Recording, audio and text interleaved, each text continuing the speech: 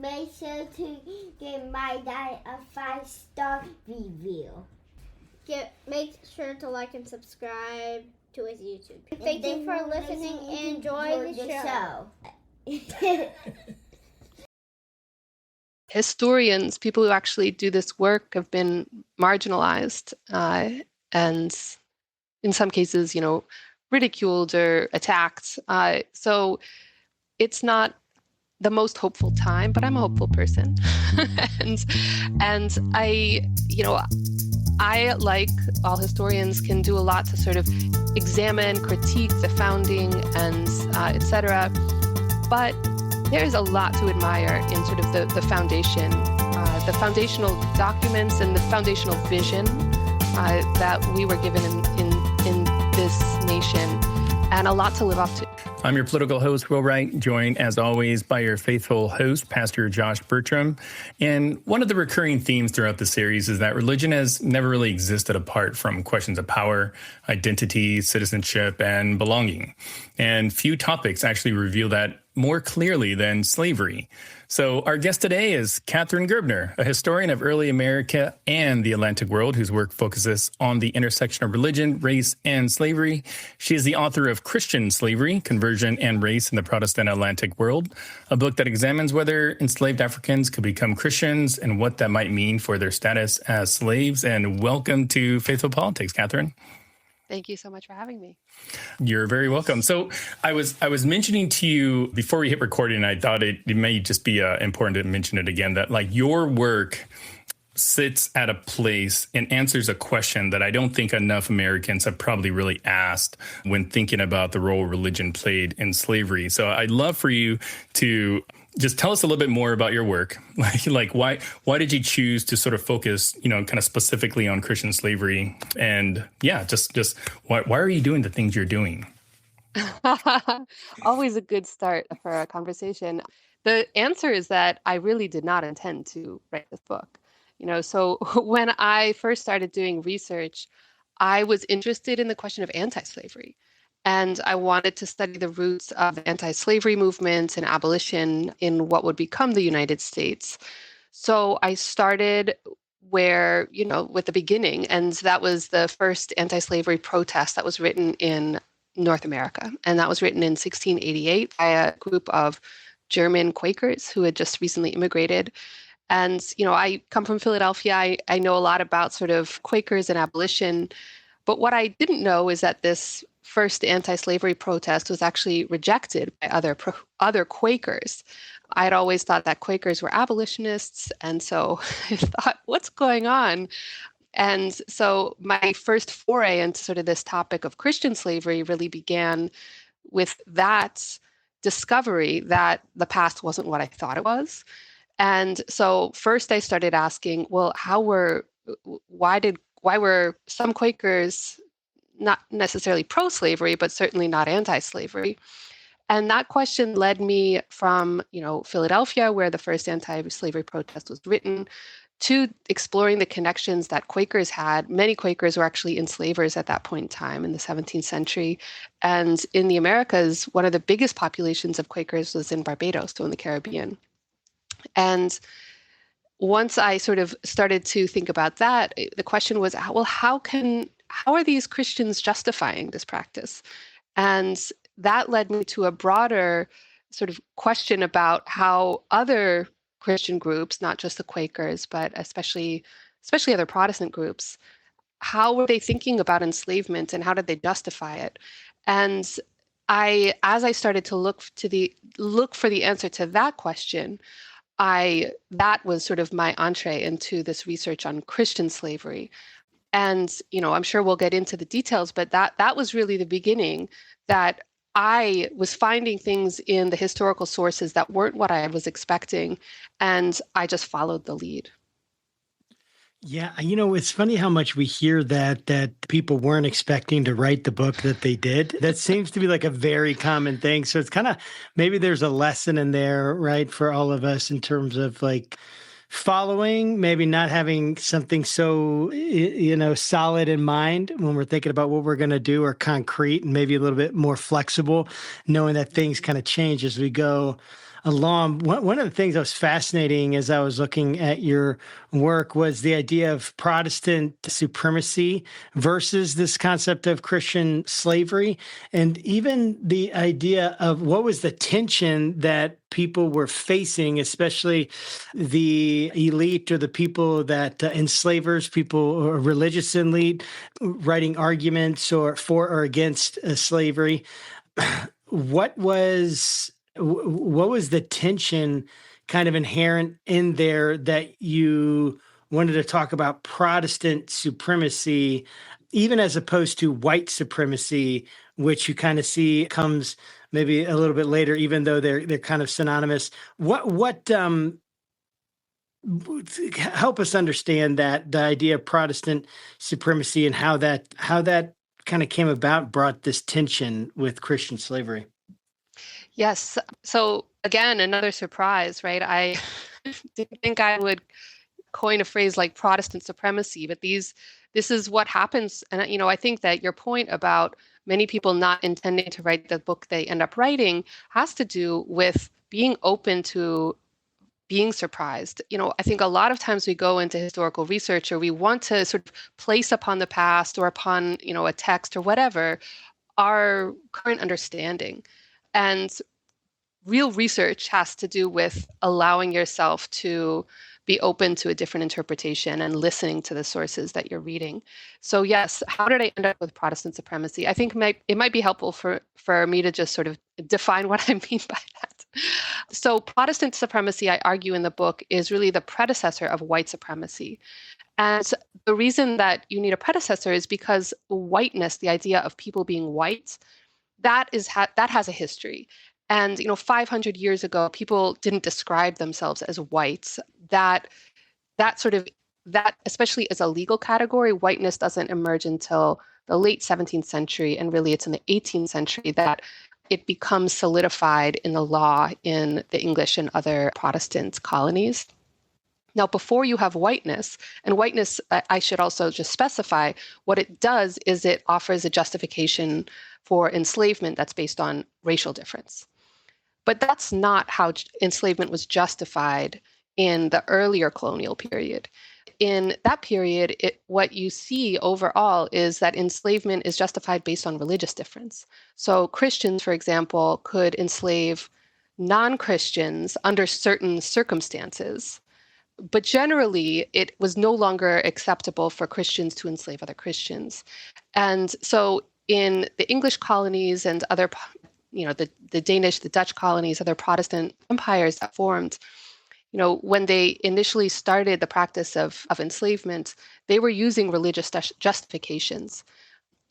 And so this was fine until you have Protestant missionaries who start arriving in the colonies saying, well, I thought the point here was that we would enslave non-Christians in order to allow them to join the Christian church, right? So that was sort of the justification for enslavement. The problem, though, was that Protestantism had become so associated with this idea of being a free person that people, enslavers, did not want to allow enslaved people to be baptized into Protestant churches.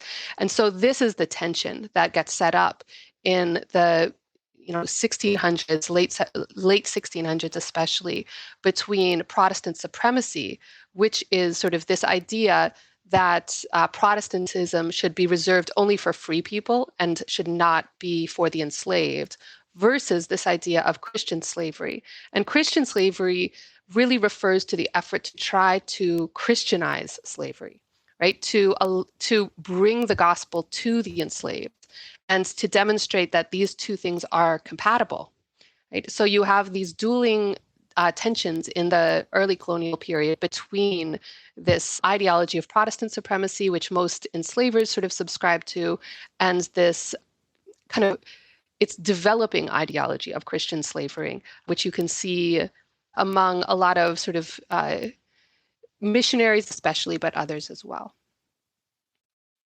Just for the benefit of the audience, and myself included, can you just describe, like, when you use the term Protestant? So on the on the podcast, I'm the political host. So if you want to know anything about like Senate rules or anything like that, like I'm your guy. But if you want to know about theology, like that's Josh's world. So help us understand like what does the term Protestant mean, kind of in the way that you're using it. Yes, no, I'm glad you asked for the clarification, because I'm always reminded I have to, when I'm teaching my students, I always have to explain, okay, so there's Protestants, then there's Catholics, right? So, and I mean, there's more than that, but those are sort of the main categories, the main types of Christian churches that I'm looking at in this book. So, Catholicism, right? You have the Pope, who is the head of the church, and Catholicism is a global religion. And Catholic colonies or Catholic empires like Spain and Portugal had already actually been engaged in the slave trade for a long time. And in Catholicism, the idea of when you enslaved someone, they would be baptized, and that was sort of part of the process. Now, Protestant churches, because this is, if go back into your European history classes, Martin Luther and the 95 Theses, this real disagreement about who, about baptism, who should belong in what church, etc. And Protestantism then gets sort of subdivided into different denominations. So the ones that I'm looking at primarily, the Church of England or the Anglicans is one Protestant church. The Quakers are another Protestant, a Protestant denomination. I also look at a very small Protestant denomination called the Moravians that are headquartered in Eastern Germany. But other ones that people might recognize, Methodists, which actually grows out of the Church of England, or, Baptists, so this is, and for those who are Baptists, you might be familiar with debates about when should people be baptized, right? Infant baptism versus adult baptism. Should you be baptized in a church or in a river? So these are sort of, I don't know if that's that I can zoom in or out about Protestantism. It's extremely helpful, because at least it helps kind of put some context, or at least some structure to the term. But when you said earlier that it was known or believed that Christians couldn't enslave other Christians, like what was the basis behind that? That is the first chapter of my book. I try to go pretty deep on that, because actually there is evidence in the early Christian church. There were Christians who would be enslaved to other Christians. But what happens over time, sort of throughout the medieval period, is it becomes, increasingly unacceptable in the different legal regimes of Europe, sort of the polities, to enslaved other Christians. And so, you could enslave, especially when you're looking at sort of the Iberian Peninsula and, the fight against Islam. So you could enslave what would be called infidels or pagans or heathens generally, but not other Christians. And so I mean, again, I don't know if I want to go into the weeds too much, but by about the 16th, 17th century, it's generally considered not acceptable to enslave people who are what we would call the co-religionists. But you could enslave non-Christians with sort of the one kind of justification being that they would then be exposed to Christianity, and that would end up being a good thing for them. Stay with us. We'll be right back. Women were vital to the history of American Christianity. But now growing numbers of women are quitting the church over misogyny, abuse, racism, homophobia, and the big banner that seems to connect it all, Christian nationalism. I'm Sarah Stancorp, and my new book, Damned If She Does, is about why millions of American women have quit church and what it means for the future. Keep listening at the end of this episode for an exclusive Faithful Politics sneak peek.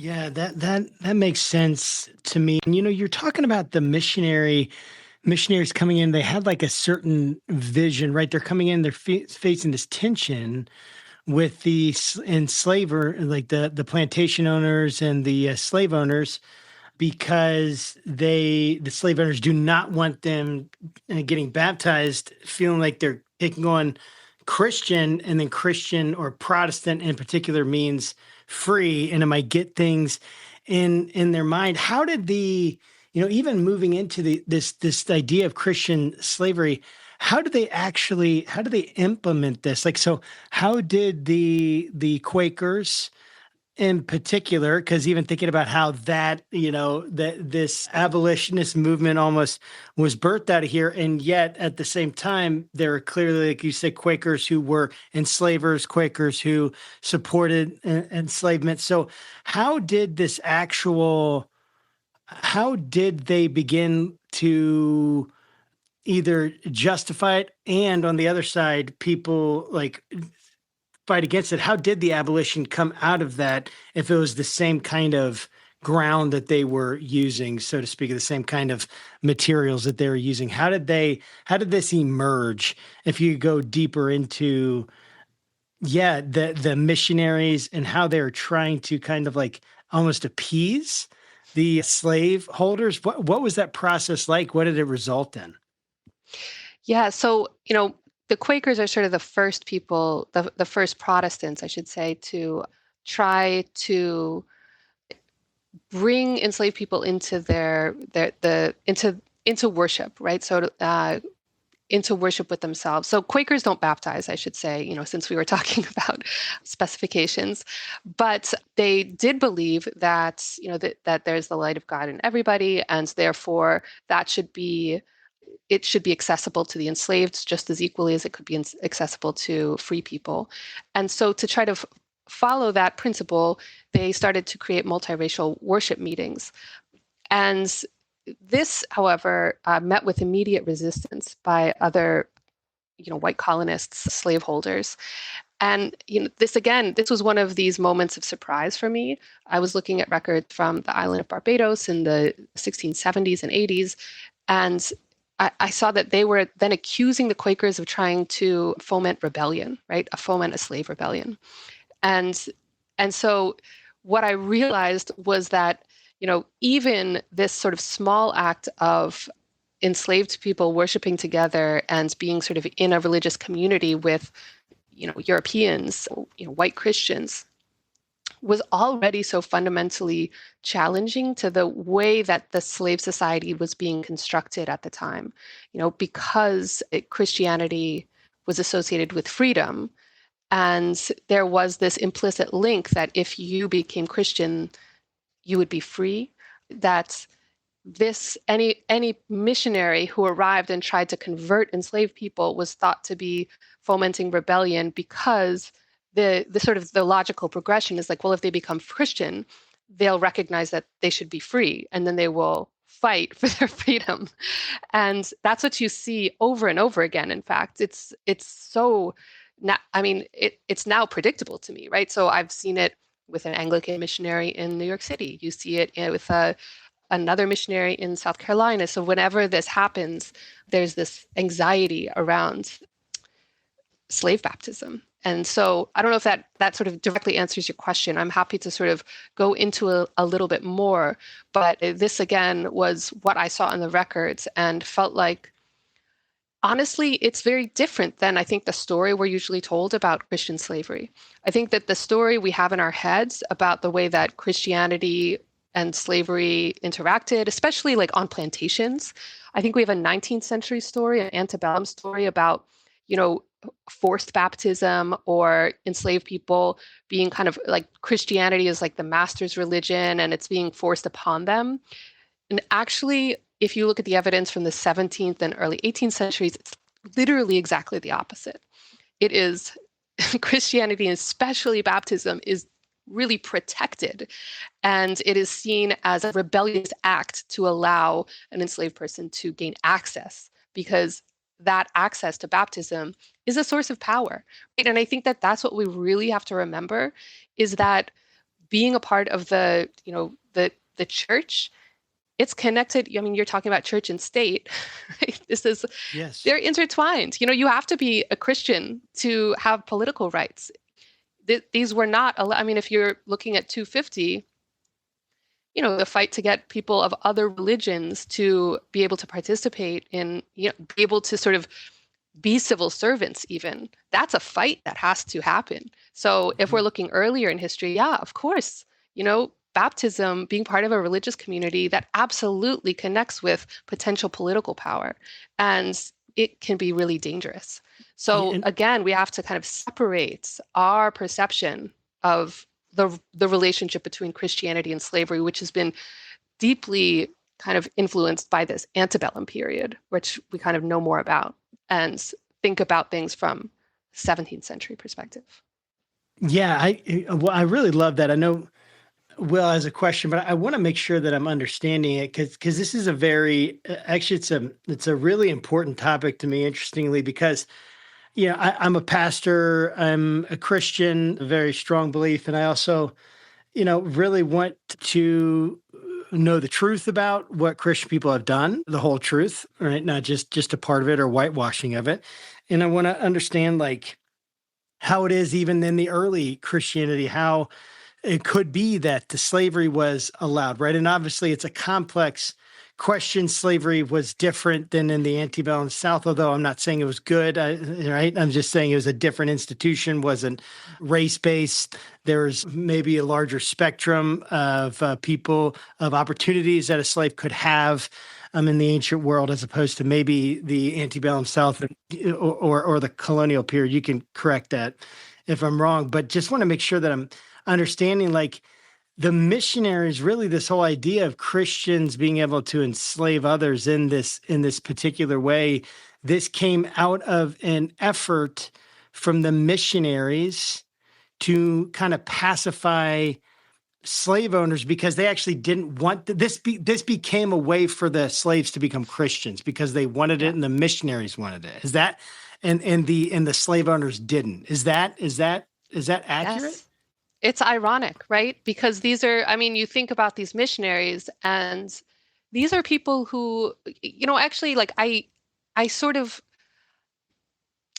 they were sacrificing devoted people, right? And so I think that we need to kind of hold all of that complexity together, right? I don't think that these are people who are trying to just, make money for themselves. I mean, you can find a few missionaries who do that, right? But generally, the missionaries that I'm looking at care so deeply about spreading the gospel that they are just trying to figure out how to do that. And they see all of these people who are enslaved, who, actually, there are people, there were Africans who were enslaved who were already Christian. I think that's another misconception, especially Catholic in the Kingdom of Congo. But generally, they perceive this sort of large sort of population of non-Christian enslaved people, and they want to, they want to bring the gospel to them. So they are trying to do something that they perceive as good, right? And yet the situation that they find themselves landed in is this strange one in which the people who, the slave owners, and there are a couple exceptions, but the vast majority of slaveholders are saying, no, you absolutely cannot baptize these enslaved people. They are my property, and you are undermining my property rights by allowing them to become Christians. And so, you think about it from the missionaries' perspective, what are they going to do? You can give up. You can, actually some missionaries end up purchasing enslaved people, right? And then using that route. So, but then they're slave owners themselves. So it's a morally compromised position. But the sort of the bigger trend is this appeal to the enslavers to say, nope, don't worry about it. Not only is Christianity compatible with slavery, but your enslaved people will be more obedient if they're Christian. Now, that is what we hear from the 19th century. That is the pro-slavery theological arguments. But it's coming from the way that it's developed is from the 17th and 18th centuries, these missionaries trying desperately to convince slave owners to allow enslaved people to become Christian. And they take a lot of tactical approaches. They write They write pamphlets and publish them. They talk to people. They also go to the law, right? So you see this effort to try to actually place into law these verifications for slaveholders that baptism would not set someone free. And so you can see these laws throughout the colonies. And then by the 1720s, there's an effort in England to sort of draft another legal opinion that is, again, this sort of reaffirmation to slaveholders that Christian baptism is compatible with enslavement.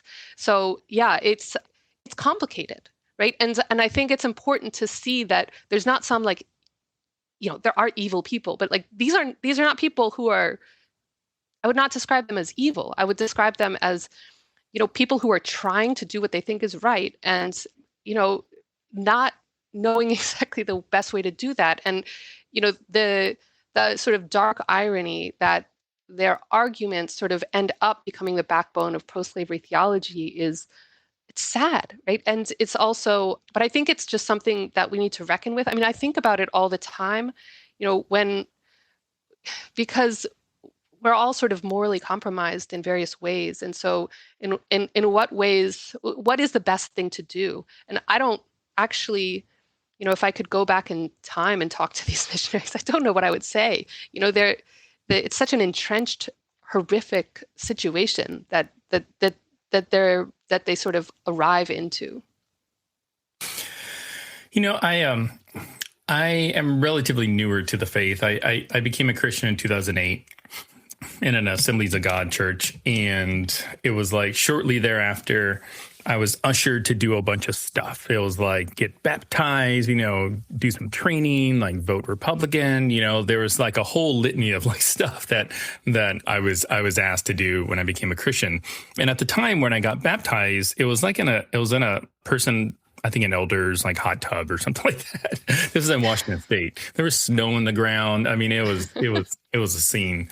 But like that was my baptism experience. So like when I hear you say baptism, like I only know baptism as just like this tradition that like Christians do, but I'm hearing you kind of use the term baptism in a much more pronounced and profound way. Like you, if you're a Christian, you've been baptized. Like did people view baptism like in a much different kind of context, like back then, like as we do today? Baptism was contested then, just as, there are different practices of baptism now. So, the sort of the type of baptism that you experienced is different than if you had, gone to an Episcopal church or, there's so many different varieties. So but I would say a key difference that from today, right? And this really is sort of a product of the separation of church and state, is that the church, there isn't a state church in our country, and that was not the case before, right? And so especially baptism in the state church, whatever it is, and especially in Protestant lands, so in the English colonies, the Church of England, and I should specify in colonies where the state church was the established church. So we have Puritans up in New England, they're congregational. In Virginia, Barbados, that the established church, so like the colonial church is the Church of England. And that meant that baptism in those churches was a part of being potentially part of the polity, somebody who could vote. Right now, our voting, you can vote if you are 18 or older, right? So we have different rules for who can participate in elections, who can hold office. And so that, I think, is the key difference to understanding the politics of baptism in this particular time period. Now, I will say that just even though in the churches that are not state-sponsored, or I should say colonial established churches, so like the smaller Protestant denominations like the Quakers, again, don't baptize, but if you become a Quaker, or the Moravians, so there, it's not as kind of tied to the politics, sort of the political regime, but still would be challenging to this idea that, Protestantism is part of what it means to be a free person, part of what it means to be a person who participates in the civil government. Yeah, baptism is such a important. It's an important ritual. It's an important rite to begin with, and then you add a state church, like you said, and then it becomes official, and it then becomes, it opens doors or closes doors like legally. Then baptism takes on a whole new kind of like significance. And, this is such an important story. This idea that the missionaries wanted this population to know Jesus. They had a ton of, hear the gospel. They had a ton of resistance from the slave owners, and so then they create these justifications in order to do something to give them a certain, maybe even to give them, of course, the blessing of the gospel, but I'm assuming to create a better life for them. And in some ways, even I think when I was looking through some of your work, like even certain ways that they try to encourage days off to different things because they're Christians, trying to appeal to treating them in better ways, and looking at this and seeing like, okay, how did it? So they obviously the slaves became Christians, right? That spread among the enslaved populations in America. And my question with it is, how did this transition from Christian to white, right? So how did they actually make the mechanics of that transition, where it's no longer Christian that means free, Christian that means, right, whatever it is, privileged or in this place within the culture, but now it moved from Christian to white. How did that happen? What was the process and mechanics of that? Because when we think of Christian slavery, we think it, of course, in a very negative light today, and we think of it, as excuses that they were trying to use Christianity to continue to have power over people, and then separated the Christianity from the whiteness, and so white becomes the thing of privilege and power. How did that happen? Yeah, I'm so glad you asked this question, because this was one of my questions as well when I was doing the research. But I figured it out by reading the law books. So what I did is I sort of read all the laws, especially in Barbados, which was sort of a very important English colony, but elsewhere in the colonies. And what you see is that the term white, as in white person, it doesn't really, you don't see it in 1650. You don't see it in 1660. You really start to see it starting in the 1690s, and then it sort of increases after that. And so when I realized that, I was also looking at, well, what is it replacing? I mean, in some cases, it literally replaces the word Christian, right? So, one law that talks about Christian servants 1 year talks about white servants the next year. And so when I saw that this was this pattern, a broader pattern that you see in the legal codes, where Christian is being replaced with the term white, then my question was, what is happening at this time that sort of forced that shift? And so I have a chapter in my book called From Christian to White, and it's looking, again, I use sort of Barbados as a case study a lot of the time. I think it's, we tend to not think about the Caribbean because it didn't rebel with the other colonies and become part of the United States, but it is just as connected as, Pennsylvania and Virginia in the 17th and 18th centuries. So anyway, what was happening? Well, okay, we've talked about Protestant supremacy, and the vast majority of enslaved people were not allowed to be baptized. But there were always a few exceptions, and not many. But, I looked through all of the baptismal records from the island of Barbados, and what you see is that there is like one and then maybe two or three. By the 1690s, there were maybe a dozen up to 20 something either enslaved or free Black Christians who were living in Bridgetown, Barbados. Now, this might not seem like a lot, but actually, if you are a white slaveholder and you are going to church and you are realizing over the years that people who had been enslaved have, somehow, there's a small minority who have managed to get free, who have also managed to get baptized. What's the difference between the two of you? Like, why couldn't they also vote if they could own lands? Because that was the other, the thing that you had to do. You have to be a landowner as well as 21 years old, a man, and Christian. So that is the moment. As soon as you have a noticeable population of free Black Christians, that's when the word white gets inserted into the law books. And to me, the real kind of smoking gun is there are laws that define who can vote, and that's where you see them being entered. So 1697, there's a law written in Barbados that's saying you have to be a white person in order to, as well as, freeholder, 21, et cetera, and a Christian to vote. And then in 1709, they actually, or is it 1712? Anyway, early 1700s, they go back and they specify even further that what do they mean by white? They mean someone who is not at all descended from an African, right? So like they actually go back, we think that's the one drop rule. And that is a direct consequence of actually the upward mobility of a certain number of formerly enslaved people. And so it's all about politics. I think we often think about race as a social construct, or if you think about it, a lot of people presume it's biological. It's not, right? That makes no sense.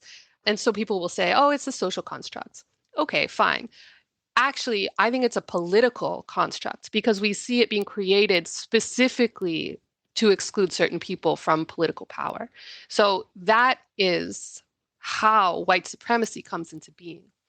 And it emerges out of this sort of tension between Protestant supremacy and then with sort of the push to allow some enslaved people, some of whom become free, to also be Christian.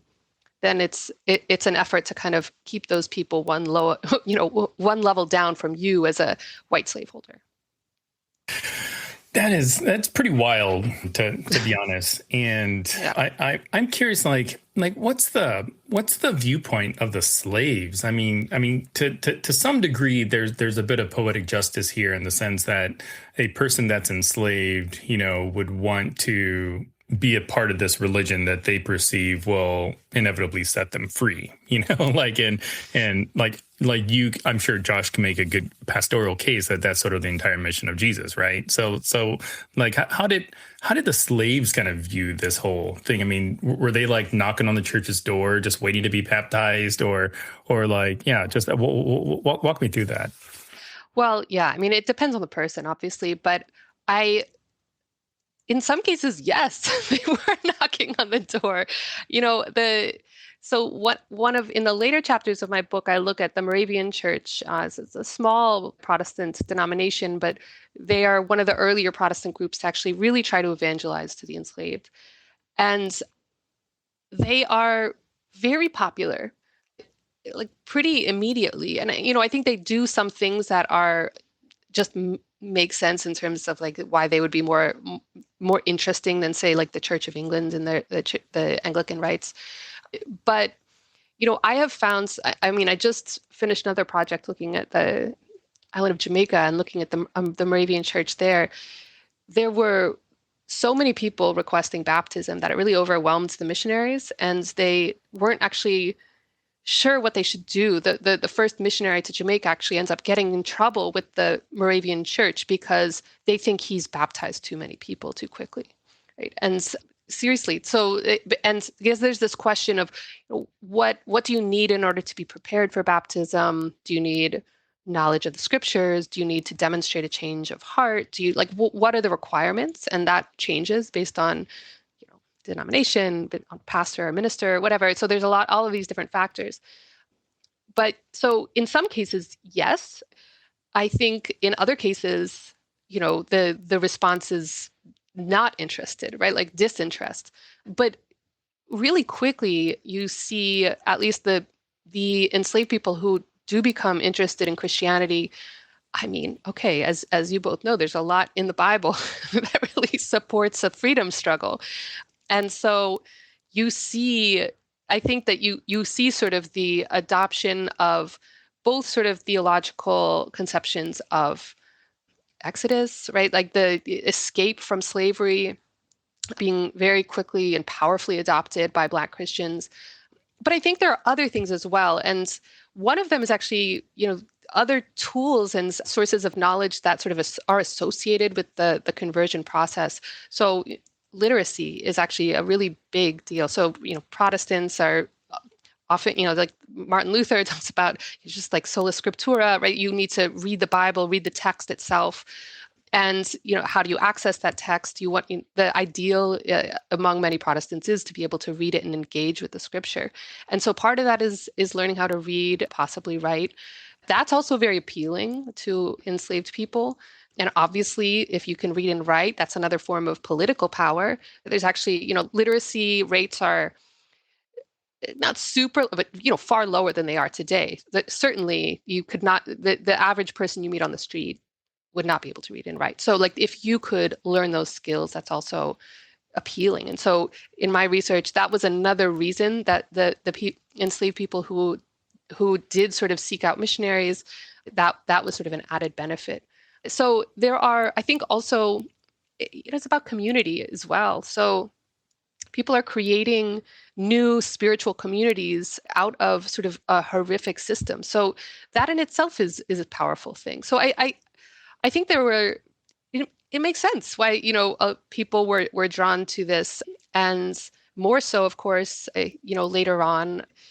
But even after sort of whiteness is established, the expansion, the sort of the growth in Black Christianity is still seen as a sort of a dangerous thing for a very, very long time. And Black Christians often have to meet in secret. There's anxieties about a certain number of enslaved people even meeting together, right? Like there are laws against, for example, in South Carolina in 1740, there's a law passed that you couldn't have 7 enslaved people together without white supervision, right? So this idea of even congregating together is a political threat, even when the people congregating are trying to worship together in a Christian service. So, yeah. Yeah, it's amazing to hear that story because it makes me think like people, like you can look for patterns, but and you're always going to find certain patterns and familiar patterns, right? When you're studying people, but people are always going to it's always going to surprise you once you start digging into something.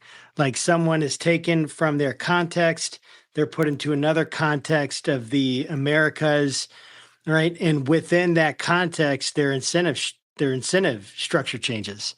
And now they're seeing this religion and they're seeing it. And, you could see that they would be responding to it in a way because of the circumstances that they have. They're responding to it because that's the thing that's available to them. And that's the circumstances that they're in. And I'm not saying the gospel isn't powerful. I think it's very, very powerful. And also the incentives, though, that you bring to people and how that changes and how people respond to that, right? They're going to respond they're going to reason within the boundaries and respond within the circumstances that they have. And it's never going to be this clean cut way that everyone wants. Like whenever someone paints the past as such a nice, clean, timeline and source of events that just all make total sense. Like right when you look at them, they're probably making it up, right? It's too perfect. There's not enough hostility. There's not enough. It's almost the exceptions that prove the rules, the things that show you like, hey, we should be looking for these kinds of things. People are going to be thinking differently about slavery. There's going to be ways that theology is used in a way that was trying to give slaves something and encourage them and then use them to subjugate and back and forth. And it's like, this is how history works, right? This is how, because it's filled with people.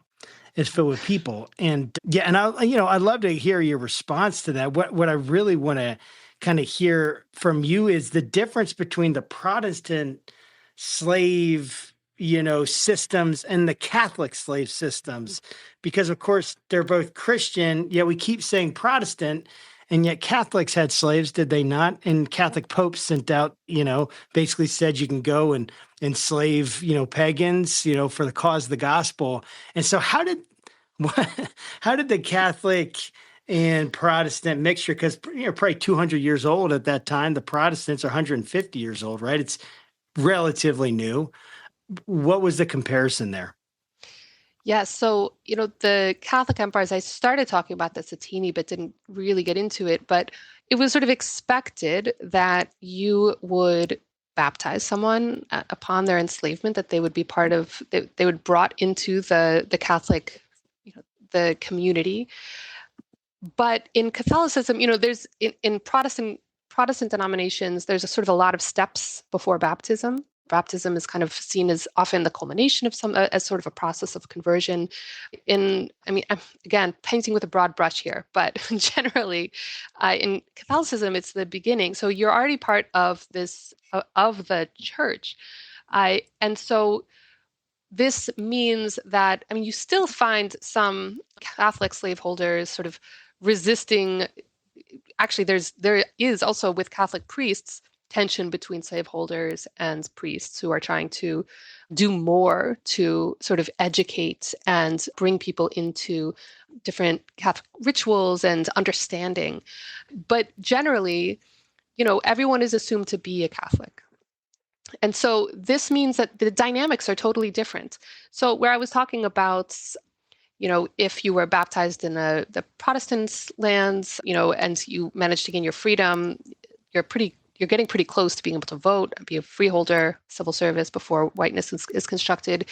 In Catholic colonies, you have a different sort of tension. So what you see there's really interesting research on Black Catholics in, Spanish and Portuguese colonies, sort of appealing to priests, appealing to the church in order to, for example, be able to stay together with their spouse, right? So because this is a common problem, families being torn apart because one person is sold. And so there is all of this research on the ways in which Black Catholics in the Catholic colonies could sort of maneuver and utilize their belonging within the Catholic Church in order to advocate in certain ways. There are higher manumission rates generally in Catholic lands as opposed to Protestants. And again, this broad brush, but that's the general trend. And what ends up happening in a lot of the Catholic colonies is enslaved and free people of African descent end up creating what are called Catholic brotherhoods. So basically Catholic communities that often have a great deal of sort of connection to their African ethnic and sort of national background that sort of end up being places where people can support each other from a difference, from one cultural group or something. And so there's this sort of, and I don't want to paint too pretty a picture here. It is also sort of a brutal system of enslavement. But they're still slaves. They still don't own their own selves. Well, and many of them actually get brought to get Inquisition, right? So there's some really interesting research that's actually using Inquisition records to better understand, basically the background of a particular person. You can use those records to write biographies of individual people and sort of their upbringing in Africa, enslavements, what their life was like in the Americas. But yeah, they're subject to the Inquisition, and so it's like you're more likely to be accused of witchcraft, right? So things like this are sort of part of that sort of world of Catholic slavery. It's a bigger umbrella and very expansive. There's a lot of space for people to sort of create their own sort of particular communities, brotherhoods, etc., within the sort of Catholicism. But then there's different forms of top-down control, Inquisition being one of them. But yeah, legally, it is just such a fundamentally different starting place than the Protestant colonies. And, I didn't want to sort of essentialize Catholic and Protestant too much, but the sources just, they demand that you make that distinction to some degree. And so, also there are Catholic, I was just at a conference where someone was talking about Maryland, which was, the only Catholic colony in the early America, and sort of the founding of Georgetown and the role of the Jesuits in the North American colonies. And they were slaveholders, but they also were very active in trying to evangelize and educate. So there's just a different dynamic when you look at Catholicism and slavery as opposed to Protestantism and slavery. Yeah, so this is my last question, and then we'll close. But I'm curious about the theologies that even help perpetuate the system of slavery. I mean, much of what I know about some of the theology was there's a curse of Ham and a bunch of others that are escaping me right now. But I'd love for you just to help us understand number one, why were slaves even able to be slaves kind of in this Christian environment? Well, yes, pro-slavery theologians would point you to a few places where enslavement is referenced in the Bible, but the curse of Ham is an interesting one because it becomes a very dominant justification, and so this is right. So the Ham being sort of told that servant unto servant, right? So basically, there's this one scriptural reference that talks about perpetual servitude. It gets interpreted as slavery. And then there's all these debates in the medieval period about where does Ham go? Where do Noah's kids go? And do they go to different places in the world? Does one go to Asia and one go to Africa and one go to Europe? And there's a lot of debate about it. But what ends up happening in the American colonies and with the rise of the transatlantic slave trade is it's not at first, and it actually connects with the argument I'm making in Christian slavery. It becomes a racialized interpretation, a racialized biblical interpretation. They say, Ham, all of the descendants, they're all Africans, right? So that's where that is where sort of this biblical justification comes from. And yeah, it doesn't really hold up, but that becomes a powerful way to make that case. And so you see that proliferated, especially in the 19th century. But other arguments, I think this isn't as much a biblical argument, but there are this idea that, God put people in their places. And you see Martin Luther saying this, right? So in the response to the Peasants' Revolt, it's just, you were born into a place. This is your lot in life. And to contradict that is to contradict the will of God. So there's other ways to go about sort of making an argument to make the status quo seem like it's God's will. And so you can see that as well. But, you also have, as I sort of alluded to at the very beginning, people making anti-slavery arguments. And those are very old as well. So again, these are contested, and you both know as well as I do sort of the way in which reinterpretation and people's circumstances and incentives at a particular time kind of might make people sort of try to make a scriptural argument based on something that's also really convenient for them. That's just we're human, they were human. If we don't recognize them as human as we are, then we are doing a bad job of understanding history. It's motivated reasoning has been around for much longer than Jonathan Haidt. It has been. It's been around for so long. And, with this is such a hard topic because, again, no one ever wants to, well, at least for me, I never want to find myself ever in a place where I'm I'm defending slavery in any way, right? Because it's such a horrifying institution. And whenever it first came about, the people thought, hey, I'm going to own this other person, or I'm going to treat them in a way that their mind is just awful. And yet we know that they're also people, and they were genuine people. They were sincere people, and they had, right, trying to understand them, like you're saying, even trying to empathize, maybe without sympathizing with them or agreeing with some of the things that are more their positions that, are taboo for us, or not even taboo, just wrong, just morally abhorrent.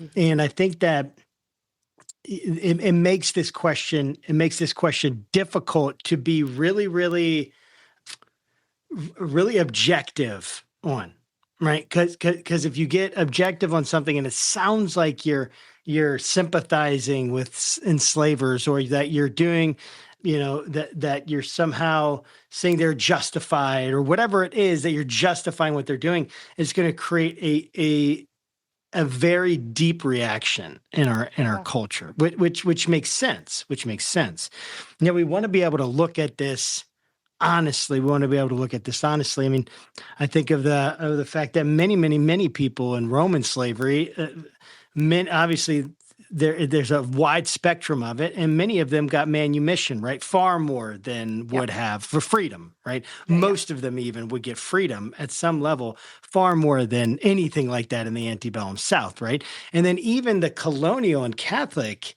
versions of slavery versus the American version in the antebellum South, like literal slave societies that were like, I guess, what is it? Only a few in history have been true slave societies. What, Rome, ancient Greece, I guess, Brazil at some point, maybe the islands, and then America, the American South, right?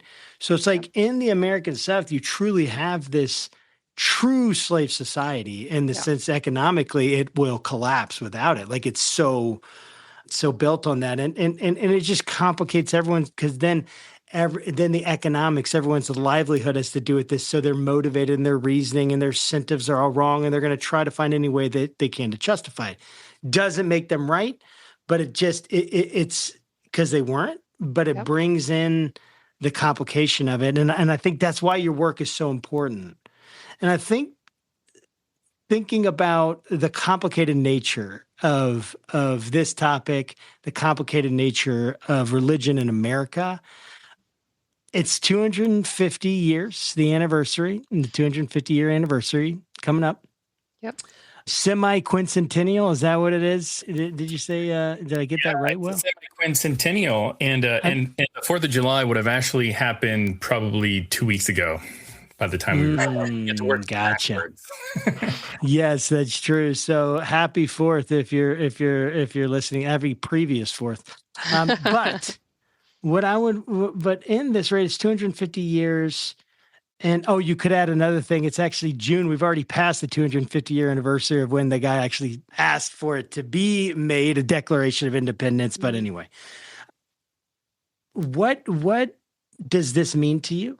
This 250-year anniversary, and what are your hopes for it with what you understand our history to be?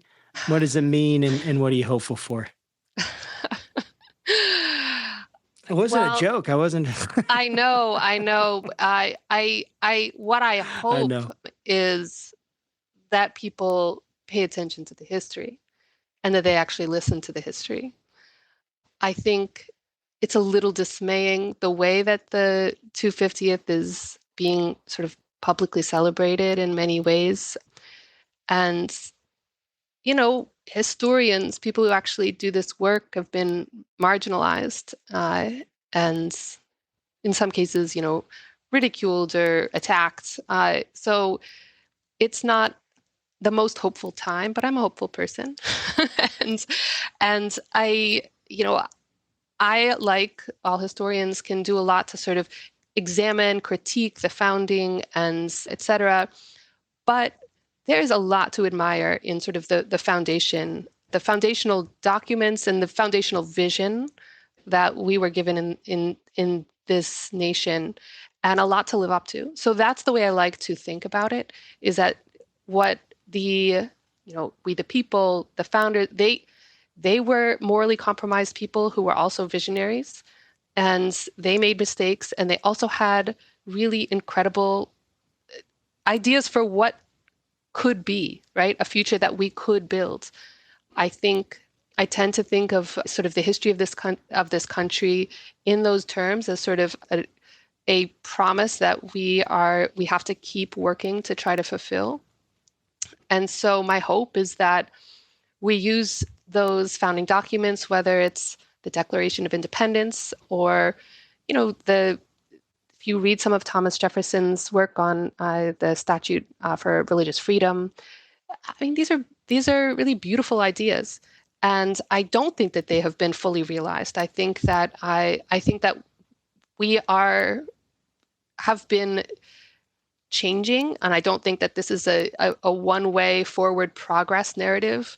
I think that I really truly believe that it is a fight that every generation has to fight, and when we are complacent, then we will see rights erode and, victories of previous generations be taken away. So my hope is that in this moment, people can realize that and continue the fight that was started 250 years ago. I mean, earlier, but really, we have this beautiful founding documents that I think we can and should be proud of. Well, thank you so much, Katharine. It's been a real pleasure to have you on and to hear your heart and your insights on this crucial topic. Thank you so much for having me. Absolutely. And to our viewers and our listeners, guys, thanks for joining us for another episode of Church and State, 250 plus years of religion in American faith in American history. You've heard all sorts of ideas and concepts coming up, and we have a lot more to talk with you about, from slavery, more understanding of segregation, more understanding of how Christianity has played a role, all the way to Christian nationalism coming up in the series. So guys, you're going to want to stay tuned. Make sure you're sharing with this with other people who need to hear it. And we want to continue to get this stuff out to you. So guys, thanks again for tuning in. And until next time, keep your conversations not right or left, but up.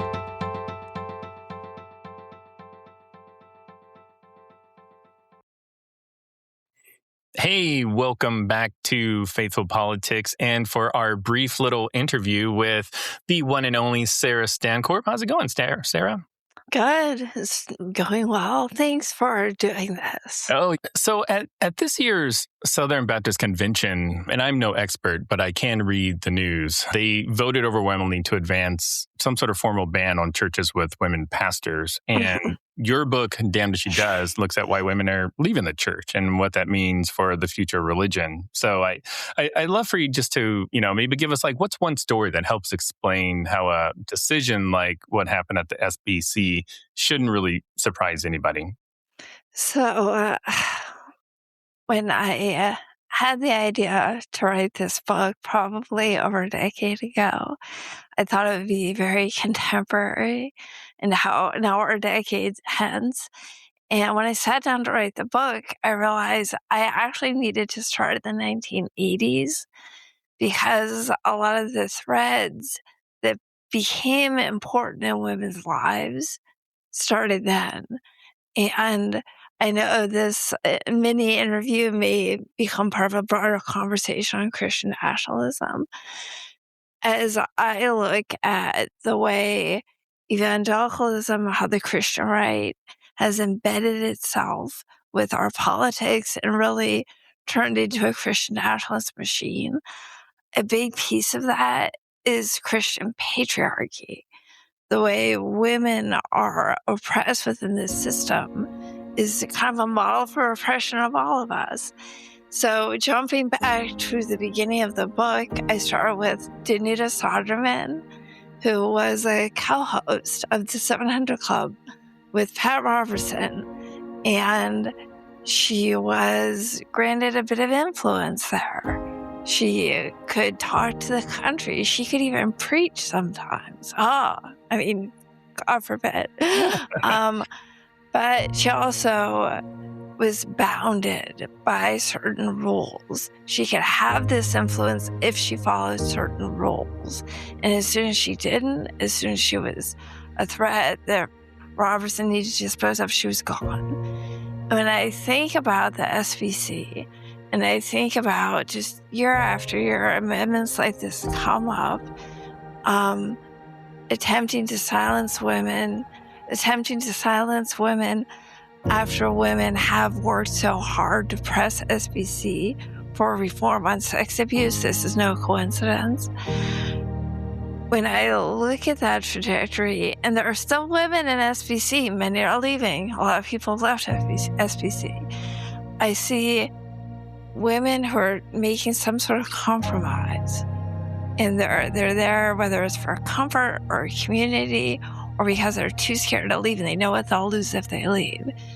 They're making a deal, but they're eventually gonna lose.